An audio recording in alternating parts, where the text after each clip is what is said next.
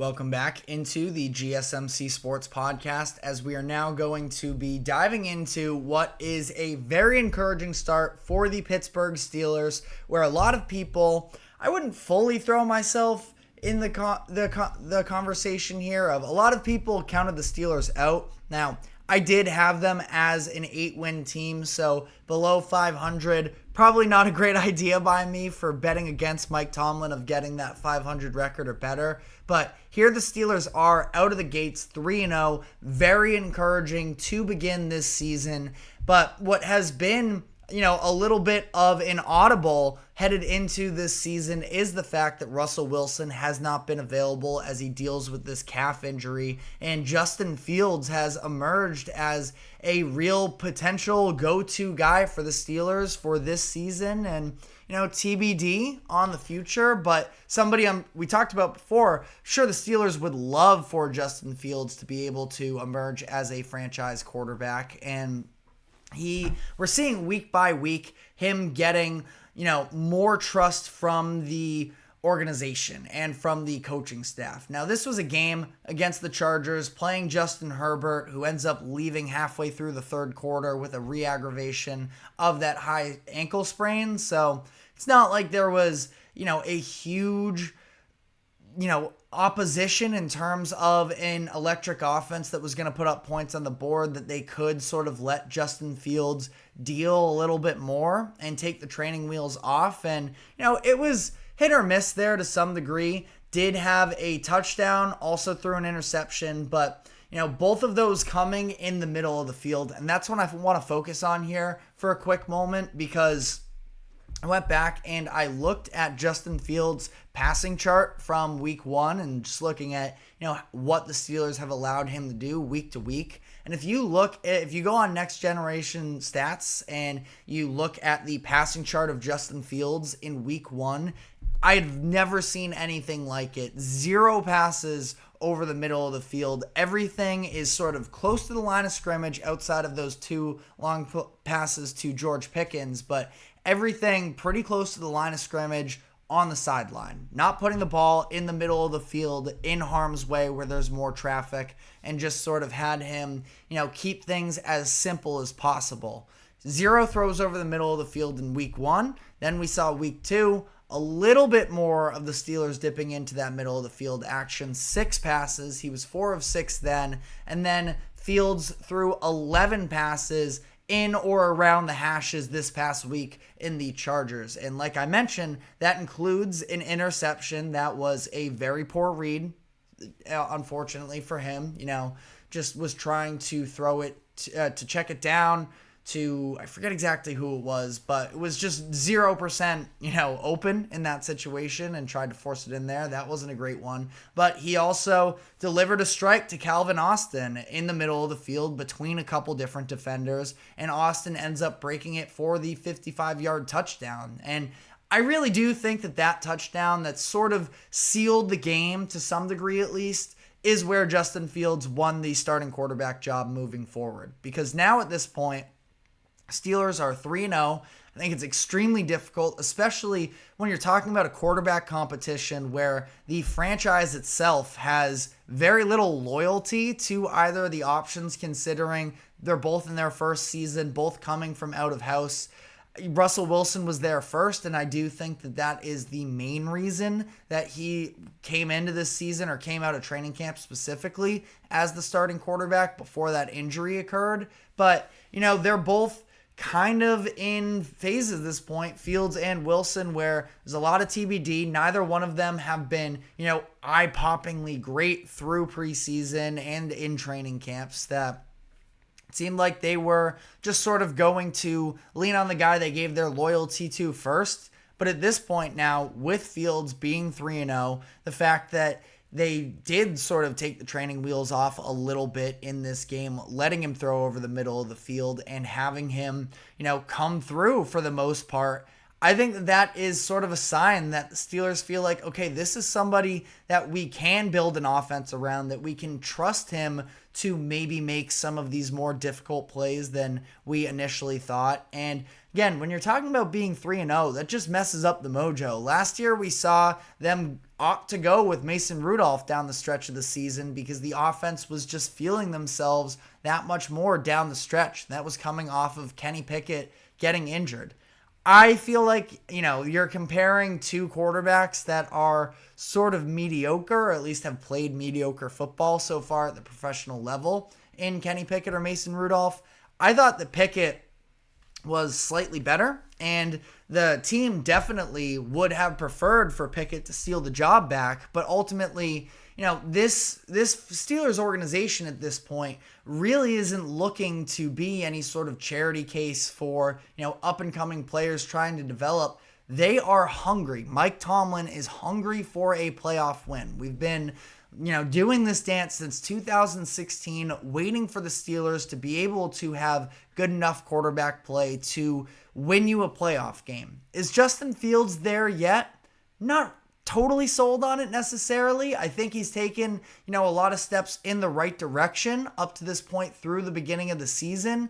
It's not perfect. It's also not a perfect offense, I might add as well. As much as the Steelers are now 3-0, I still don't think that there has been a super convincing win yet on their schedule, where week 1 against the Falcons, that is a good win to go into Mercedes-Benz Stadium like that and be able to pull that one out. But you do it without scoring a touchdown. Then week 2, you win 13-6 against the Broncos, who did look better this week, but, playing a rookie quarterback, and it was really more so just relying on that defense. This game, you beat the Chargers, where you get one half and a little bit of Justin Herbert, who, even still, I think we saw it especially once Herbert was out. This offense for the Chargers really just is not all that talented, that you slow down J.K. Dobbins. They've been owning the line of scrimmage, but if you can win that line of scrimmage, I still don't think that there's a ton that can hurt you in the passing game for the Chargers, where, Quentin Johnston looking a little bit better, 3 touchdowns in the past 2 weeks, somebody that, was really clowned on last season after having a bad rookie year, but, may be able to pick himself up a little bit. Thought that Ladd McConkey in this game showed a couple of, moments of really good stuff, and, is having an all right rookie season. But, overall, I don't think that this Chargers win is a great one necessarily. And I still don't feel like they've necessarily planted their flag, showing that they are to be taken seriously as true contenders. Now, playoff contenders, absolutely, they are there. They're in the mix, as they are always in the mix. Last year, they were in the mix, like I mentioned, with Kenny Pickett, Mitch Trubisky, and Mason Rudolph. So they're always a very well-coached team. Their defense is absolutely elite, but I do feel like eventually we're going to need to see the offense sort of take that next step, and I think that the offensive line is a real problem for them. They just lost their right tackle, rookie Troy Fautanu, for the rest of the season. Now, Isaac Seumalo is their offensive guard, their left guard. He is yet to play yet, so he is somebody that can, help upgrade them to some degree, but I don't think it's looked great there. The running game was struggling for a lot of this up until really that second half where Justin Herbert went out, because the Chargers from that point on, the entire second half for the Chargers, it was 4 drives, 3 3-and-outs, and 0 total yards. That is a horrible position to put yourself in if you are the Chargers, and that's where their defense was on the field basically the entire second half. And that's where, if you run it enough times, eventually you're going to get worn down. And that's kind of all the Steelers need to do to some degree. And, Justin Fields wasn't necessarily all that much of a part of the rushing attack in this game. Did have a rushing touchdown himself. But, you know what? He was airing the ball out a little bit more, which I think is a good thing. I have no doubts in my mind that Justin Fields can be a contributing factor in the run game. It's really just, is he going to evolve as a passer? And up to this point, he's looked pretty good doing so. So I think there's a ton of positives for the Steelers coming out of this. I still think that they are far from a flawless team. And that's where, you look at the Ravens picking up their win last night. Can't wait for, that's going to be a very gritty matchup there, as the AFC North matchups sort of always are. But, that's going to be a game where the line of trenches, the line of scrimmage is going to be a war zone for sure. So, we'll see there. The Bengals should be able to, win pretty handedly against the Commanders tonight as well. I still think that those are the top two teams in the AFC North, but the Steelers are at least inserting their name in the conversation here. It's like you just can never write them off, and that is, one of the biggest rules for, the NFL is as long as Mike Tomlin is there, they're going to be in the mix for 500, and up to this point, 100% of the time they're going to get over there.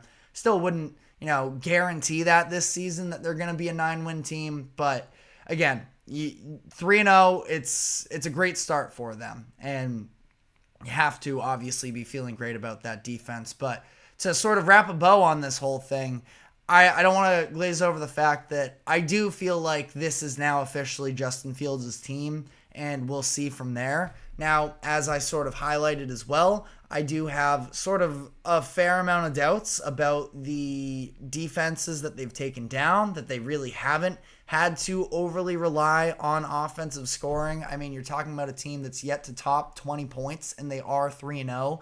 That's not extremely sustainable. And it's not like Justin Fields he's been very, very fine, very solid up to this point.